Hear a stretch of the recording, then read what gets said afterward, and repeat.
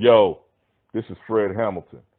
I would like y'all to join me in a series of conversations with the men in my family as we discuss our journey through the obstacles of being black in America on our way to attempt to achieve this American dream.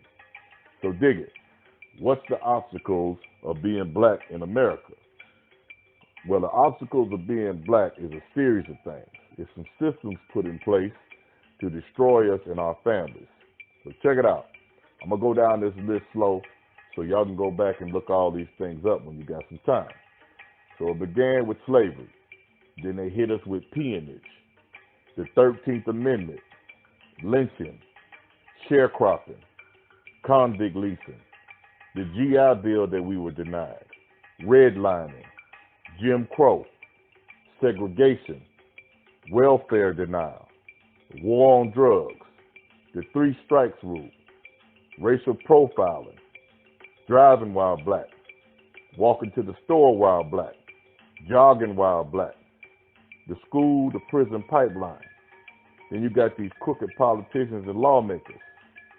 And on top of all that, we got black on black crime where the brothers is killing each other. And let's not forget the cream of the crop, racism. Now, if your family was able to dodge all these landmines, then maybe you was able to get a taste of this American dream.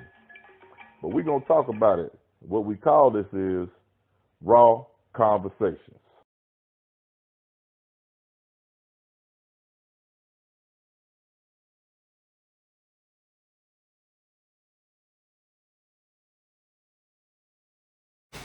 So everybody at the table, we got a couple different generations here, and Dad, I know you went through a lot of stuff in the civil rights and everything. So tell me some of the stories that y'all have dealt with as far as, and it doesn't have to necessarily be business, just in life in general, when it deals with racism.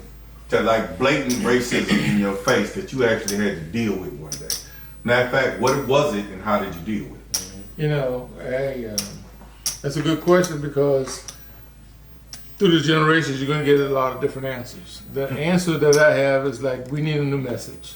So the message that's been coming recently has not resonated with people. And so I know that because you can see that there is just not a really,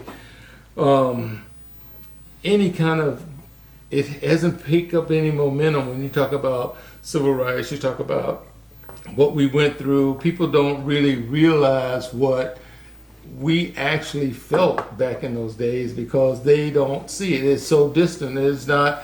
It's just not fresh. History. It's history. It's not fresh to them. It's fresh to me because I saw it. I tasted it. I felt it. I saw my dad go into shops where I was a little kid sitting in a car. And now my feet couldn't even touch the floor. And he came out and he sat at the steering wheel and he grabbed it and he was almost crying.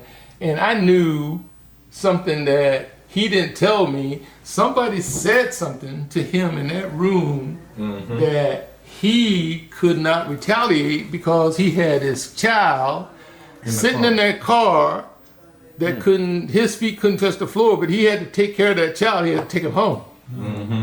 Okay, he had to take him home. So those are the kind of things that people don't talk about because there's so many stories out there that are died, that are buried, that would ignite a lot of flame in people, but we can't get it out. Sometimes we can't communicate it, but these are the kind of venues, these are the kind of platforms that we need to have to make people understand that there is still a need for you to listen. There's a need for you to take some action. There's a need for you to be serious about making that next step and making things better and better for everybody. Not just, it's about respect for everybody. I mean, that's the thing. My dad taught me to just respect everybody. I taught my sons to respect everybody. It's about respecting everybody on every level, every day, to make it real. And I'm a backdoor on that, just just another question as far as young kids nowadays take the way they live now and being able to be in different venues and go on businesses and all the things that you guys went through to make us be able to be in these venues. Tell me the very first time that you went to jail fighting for civil rights. What was the very first time? What was the very first time that you went out there freedom marching and doing all this other stuff and actually had to go to jail for people nowadays to be able to vote? Was that a teenage age or what? I was 13 years old. I was 13 years old. My oldest brother was the president of student council in Tuskegee University. So he was one of the lieutenants for Jose Williams. And we went to churches. We had our huddle, so to speak, before we went out to find out where we was going to go march that night. This particular night, I can remember really this one that was very important to me because something special happened that night. We went in front of the jailhouse in Chatham County, downtown, and it was 4 intersections. And they said, we got to block all 4 intersections. That was our job for that night. So we had to go sit down. So they marched us up, and everybody said, let's go. We went and sit down in front of cars. We blocked intersections, and all the police came out, and they arrested us, and they put us in paddy wagons. And when they put us in paddy wagons, this was the first time this ever happened to me because this is the 3rd time I got arrested. And they said, okay, somebody said they're shooting tear gas. And the tear gas started coming out. But I was 13 years old.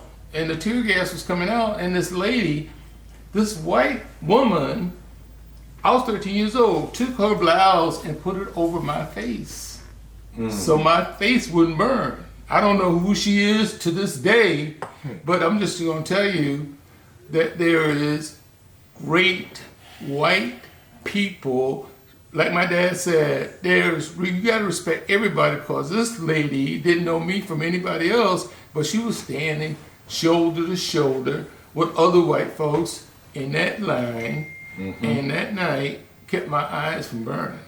So that was one of the experiences that I will never forget, and those are the kind of things that people need to know, that the reason we are here now is because people came together. They came together, everybody came together. It wasn't just us, it was we can't do it alone, we're the minority. And there was other people that came together, black folks, Spanish folks, Jewish folks, everybody came together to make it happen. Yeah, and see, these are the things that we're going to touch. These are the things that Black Day is going to address. These are the stories that we're going to hear. It's not going to be the typical television series where we got these plots about dope dealers and people dancing in the club. We're going to talk about some serious issues that needs to be discussed in America. So y'all stay tuned. We're going to come back with another segment in a minute.